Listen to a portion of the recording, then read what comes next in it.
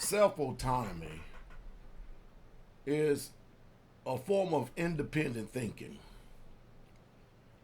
That means that in order for you to have an original thought, you can't function from your pre-programming. You've got to study your own self. You've got to come to the right conclusion that is presented as it says. You can't begin to just insert stuff and quote tradition, amend and what mom always believed, what daddy always believed. You literally just have to pick up the book and read it for yourself. And I'm doing this again, probably about this time of the year again, to try to put a spiritual defibrillator on our mind to get us to think.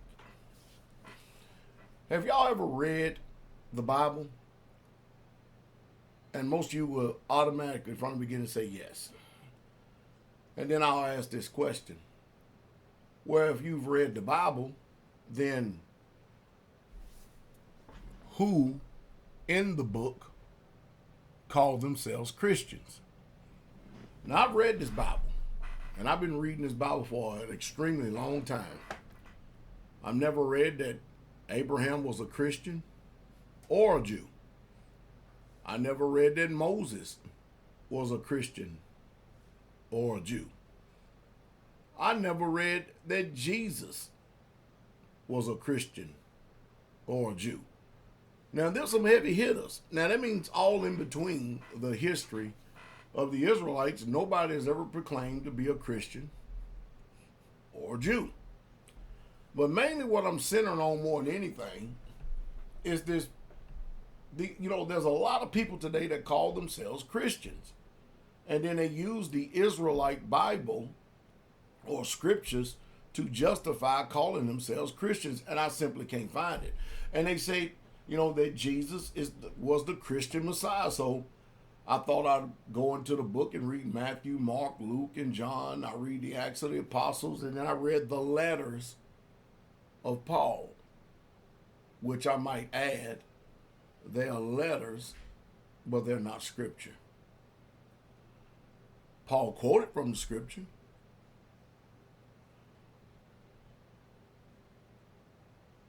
So I looked to see if I could find any Israelites in there that called themselves Christians. Can't find it nowhere. So I said, let me see how many times this word is presented in English. Well, once it's presented in the singular and twice in the plural. And it's always somebody else calling them that. That's kind of like here in America. You know what I mean? I've been called all types of, especially people with melanated skin, they get called a certain word all the time.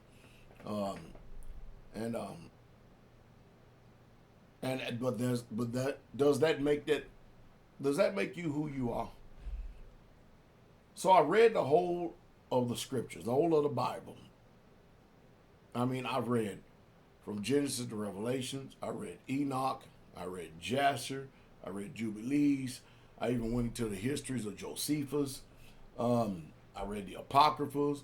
All these books that seem to disappear from the 1611 edition. I read a lot of these books, and some of them just wasn't even included at all. I started reading all these books, and never, ever once have I read in there where any Israelite called themselves to be Christians.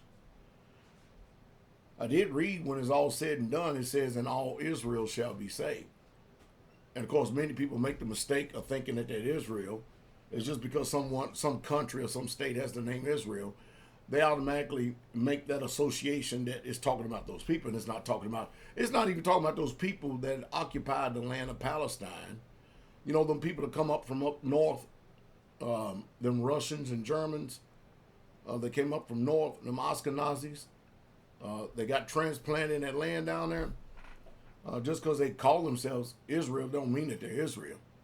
So I figured it out. I figured out that people, and Paul warned us over in Colossians. He says, you beware lest any man spoil you through philosophy and vain deceit, after the traditions of men, after the rudiments of this world and not after Messiah, which some of you will say Christ.